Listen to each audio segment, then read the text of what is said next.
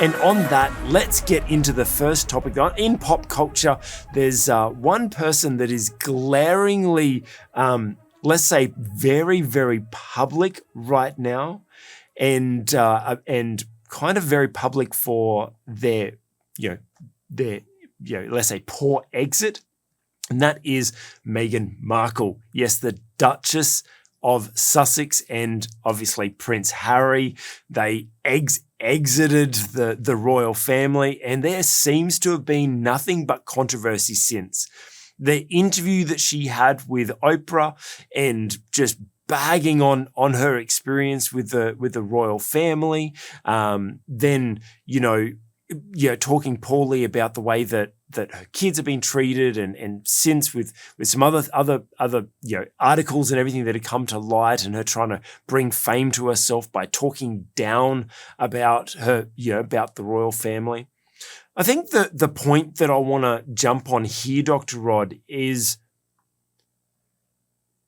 when we leave, obviously we left or we were forced out because there was a problem, right? Usually.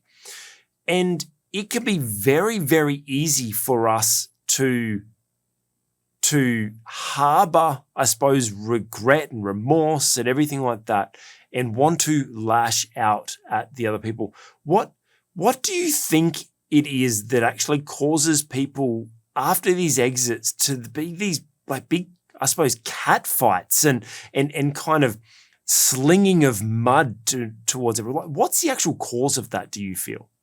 Well, look, it's always hard to put your finger on it in particular cases, but often I think we're really trying to justify our exit, or if not justifying our exit, we're trying to defend why we shouldn't have been forced into that exit. And look, in the case of Meghan Markle, I think there might have been an issue of unmet expectations or expectations that didn't turn out. And I think it actually points to something which is really important in leadership, and that is to make sure that when you take people on board, make sure that there's a match of expectations. It seems to me that there was a mismatch here, because most of what Meghan Markle has said publicly about her experience indicates that her expectations weren't met, and that eventually that prompted this parting of the ways between her and the rest of the royal family. So it seems to me that the job didn't turn out to be what she thought it was going to be like. And of course, that produces all kinds of stresses and tensions. And then naturally, we don't want to admit that we made a mistake. And so often our behavior can be of a nature of self-justifying. Self-justifying. As soon as you said that, I'm like, yeah, if I've ever exited a place, whether good or bad, not just talking about the bad experiences, but when you end something, let's say when you're transitioning rather than ending something, you're transitioning from one season to another, there is always a little bit of doubt and a little bit of questioning of your own self-worth and your own, am I making the right decision? And so there is a sense of trying to prove it to ourselves and trying to prove it to other people that we made the right decision or that we were in the right. And I think that comes down to your worth, your value. What would you say to someone that is in that transition period? What would you say to them to maintain their confidence in themselves? Oh, well, you do have to have a certain amount of, I guess, a self-image, a good self-image, which isn't actually dependent upon your work circumstances or whatever circumstances you were in. So we need, in any case, to develop a healthy self-image. And of course, I think one of the great advantages that we have as Christians is that we know we are valued by God. And ultimately, that's what really, really matters, so that we have a very strong foundation there. I think it's quite dangerous if our self-image is actually based on our performance or our position or our power, because every one of those is pretty unreliable and often dependent upon other people. And so I think we need to work on building our self-image. For me as a Christian, that's based fair and square on my relationship with God through Jesus Christ. So knowing him is the foundation of my own self-image. And quite frankly, if my self-image was based on my work performance, I would probably not be the kind of person that I am, because I know that I've not met my own expectations and on occasions the expectations of others in my work situations. Yeah, for me, making sure I maintain my my value or my self-worth, I think comes back to purpose. Is Indeed. something that's helped me through those transitions, whether it be good transitions, bad transitions, whatever. One thing that's really given me strength is having a clear understanding of my overall purpose, yes, but also just believing and having faith that God has purpose in that moment, right? Even though it may not be, as Joseph said, what you meant for harm, God used for good, right? Like it not necessarily did God put me in that situation in that bad situation, but you know what?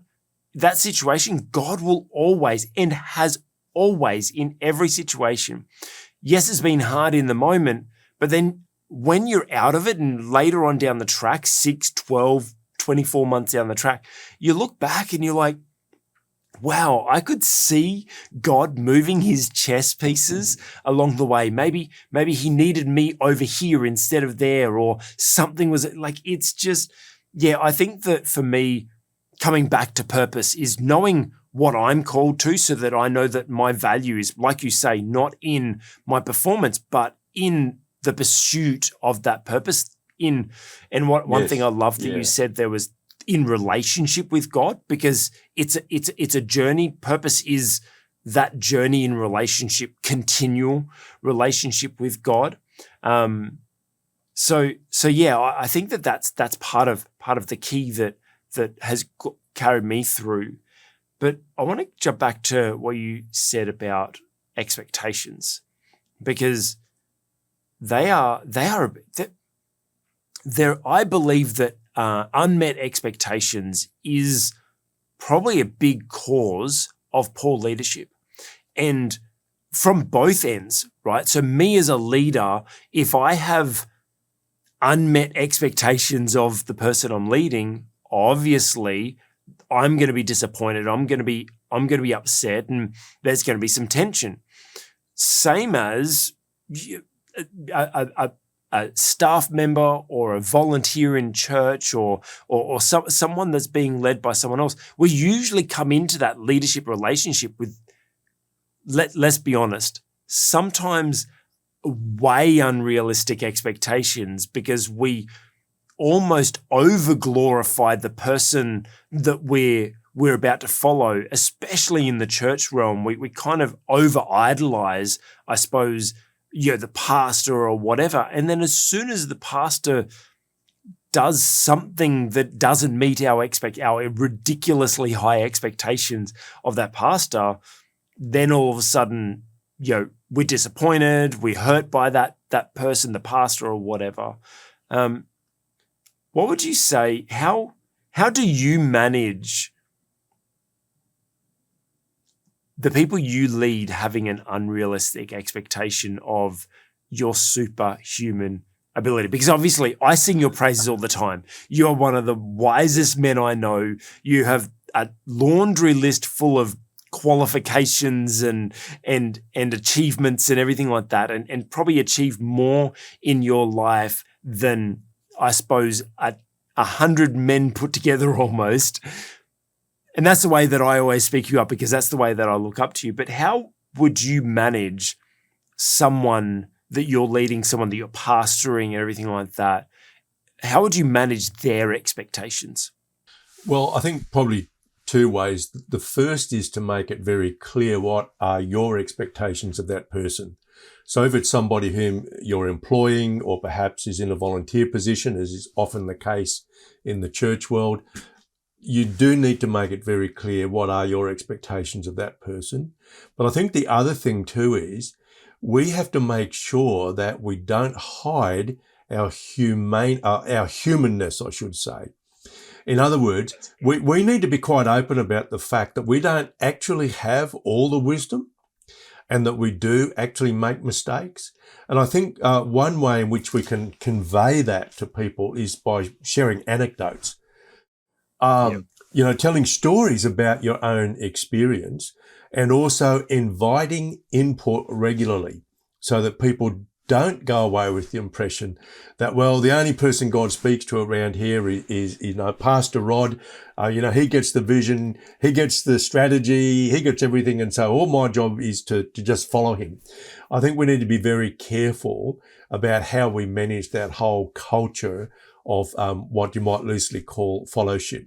So make sure that your expectations of others are very clear, but also be certain that you don't inadvertently reinforce those wrong expectations that people might have of your wisdom or, the fact that you don't make mistakes. And as I say, just share some anecdotes. I've made some mistakes. And the one thing I always say about my mistakes is I use them as learning opportunities. And that's a great habit to develop in everybody. So let me go on that point then. I feel like you've opened up the floor.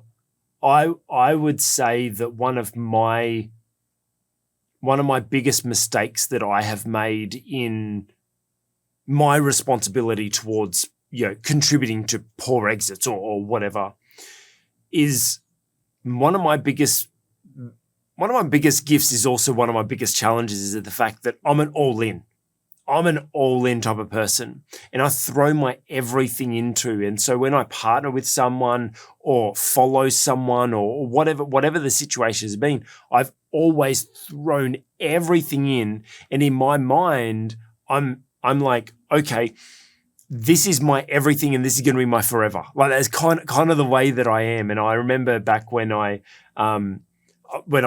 had, I felt God called me to give him 12 months, a sabbatical, gave up an engagement, gave up my home, came and lived with you rent free. Thank you very much.